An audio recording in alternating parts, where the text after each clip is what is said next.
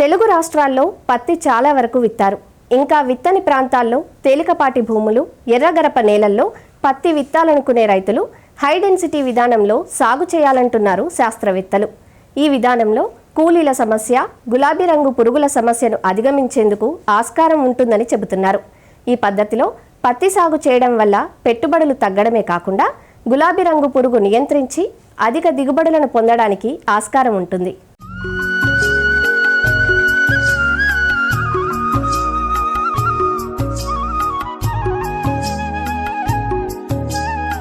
తెలంగాణలో సాంప్రదాయ పద్ధతిలో పత్తి సాగు పూర్వం నుంచి కొనసాగుతోంది.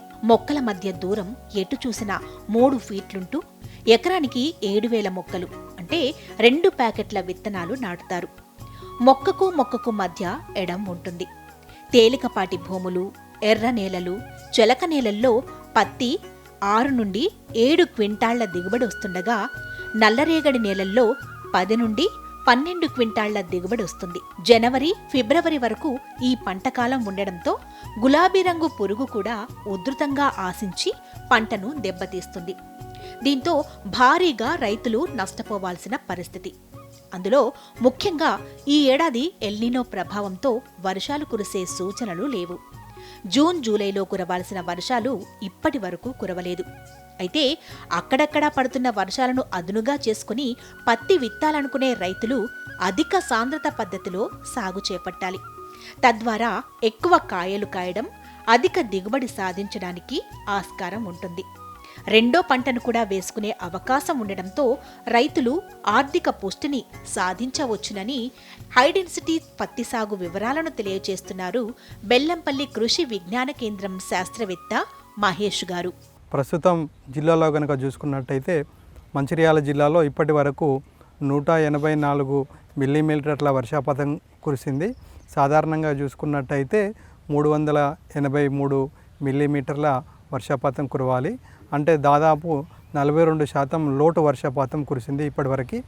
ఈ పరిస్థితులలో ఈ యొక్క ఎల్నినో దృష్ట్యా చూసుకున్నట్టయితే రైతులు చాలా వరకు కూడా పత్తి విత్తనాలు ఆల్రెడీ పెట్టడం జరిగింది. సోయింగ్ రూల్ కనుక చూసుకున్నట్టయితే పత్తిలో ప్రధానంగా బరువైన నేలల్లో అయితే ఋతుపవనాలు వచ్చిన తర్వాత 50 మిల్లీమీటర్ల వర్షపాతం పడిన తర్వాత, మరియు తేలిక నేలల్లో అయితే 65 నుండి 70 మిల్లీమీటర్ల వర్షపాతం పడిన తర్వాతనే విత్తనానికి రైతులు వెళ్లాల్సి ఉంటుంది. ఈ యొక్క పత్తిలో కనుక చూసుకున్నట్టయితే రైతులు అధిక దిగుబడి కొరకు అధిక సాంద్రత పత్తి సాగు వైపు వెళ్ళినట్టయితే అధిక దిగుబడులు తీసుకోవడానికి ఆస్కారం ఉంటుంది. సాధారణంగా రైతులు డబ్బా పత్తి రూపంలో వెళ్తారు. అంటే సాలుకు సాలుకు మధ్య 3 ఫీట్లు, మొక్కకు మొక్కకు మధ్య 60 సెంటీమీటర్ల ఎడంతో వేస్తూ ఉంటారు. ఈ పద్ధతిలో మనకు ఎకరానికి 7,400 మొక్కలు వస్తాయి. అదేవిధంగా ఈ యొక్క అధిక సాంద్రత పత్తి సాగులో చూసినట్టయితే సాలుకు సాలుకు మధ్య 3 ఫీట్లు అంటే 90 సెంటీమీటర్లు, మొక్కకు మొక్కకు మధ్య 15 సెంటీమీటర్లు కనుక పెట్టుకున్నట్టయితే ఎకరానికి 25,000 నుండి 30,000 మొక్కలు వస్తాయి. ఈ పద్ధతి లోపల రైతులు సూటబుల్ అయినటువంటి వెరైటీస్ లేదా హైబ్రిడ్స్ను మాత్రమే చూజ్ చేసుకోవాలి. అంటే మొక్క ఎత్తు బాగా ఎత్తుగా గుబురుగా పెరగకూడదు. 90 నుండి 100 సెంటీమీటర్ల ఎత్తు మాత్రమే ఉండాలి. మరియు కాయలన్నీ కూడా ఒకేసారి పక్వానికి రావాలి. అట్లే విధంగా చీడపీడలను తట్టుకునే విధంగా ఉండాలి ఈ యొక్క హైబ్రిడ్స్ లేదంటే వెరైటీస్ అనేటువంటివి. పోషక యాజమాన్యం కనుక చూసుకున్నట్టయితే పత్తికి 48 కిలోల నత్రజని, 24 కిలోల భాస్వరం మరియు 24 కిలోల పొటాష్ అవసరమవుతుంది.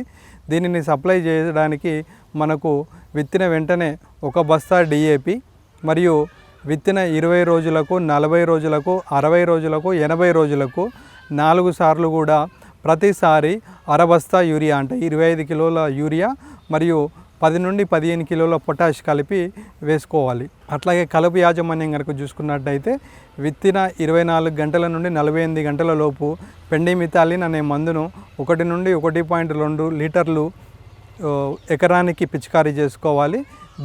ఈ యొక్క మందును 200 లీటర్ల నీటిలో కలిపి పిచికారీ చేసుకోవాలి. అట్లాగే విత్తనం మొలకెత్తిన తర్వాత ఈ యొక్క గడ్డిని మరియు వెడల్పాకు జాతి మొక్కలను మనం కంట్రోల్ చేయడానికి మనం క్విజాలోఫాపిథైల్ అనే మందును 200 లీటర్ల నీటిలో కలిపి పిచికారీ చేసుకోవాలి. అదే వెడల్పాకు జాతి గడ్డిని మనం కంట్రోల్ చేయడానికి 400 మిల్లీలీటర్ల పైరిథయోబ్యాక్ సోడియం అనే మందును 200 లీటర్ల నీటిలో కలిపి పిచికారీ చేసుకున్నట్టయితే గడ్డిని సమర్థవంతంగా మనం అరికట్టవచ్చు. అధిక సాంద్రత పత్తి సాగులో ప్రధానంగా ఎప్పుడైతే వర్షాలు ఎక్కువగా ఉంటాయో అప్పుడు మొక్క బాగా ఎత్తు పెరిగి గుబురుగా పెరిగే అవకాశం ఉంటుంది. కాబట్టి దీన్ని కంట్రోల్ చేయడానికి మనం పెరుగుదల నియంత్రణ మందులు వాడాల్సిన అవసరం ఉంటుంది. దీని కొరకు మెపిక్వాట్ క్లోరైడ్ అనే మందును 1 మిల్లీ లీటర్ నీటికి కలిపి పిచికారీ చేసుకోవాలి 40 నుండి 45 రోజుల తర్వాత. అట్లాగే రెండవసారి 60 రోజులకు మళ్ళీ ఒకసారి పిచికారీ చేసుకోవాలి. అవసరమైతే మూడోసారి కూడా పిచికారీ చేసుకోవాల్సిన అవసరం ఉంటుంది.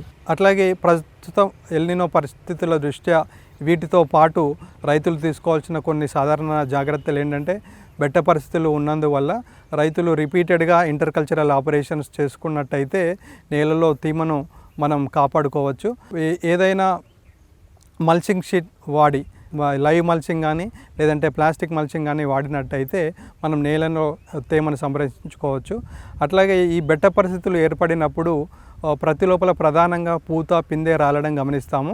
దీనిని అరికట్టడానికి మనం ప్లానోపిక్స్ అనే మందును 1 మిల్లీ 5 లీటర్ల నీటిలో కలిపి 10 నుండి 15 రోజుల వ్యవధిలో 2 సార్లు పిచికారీ చేసుకున్నట్టయితే పూత మరియు పిందె రాలడాన్ని అరికట్టవచ్చు.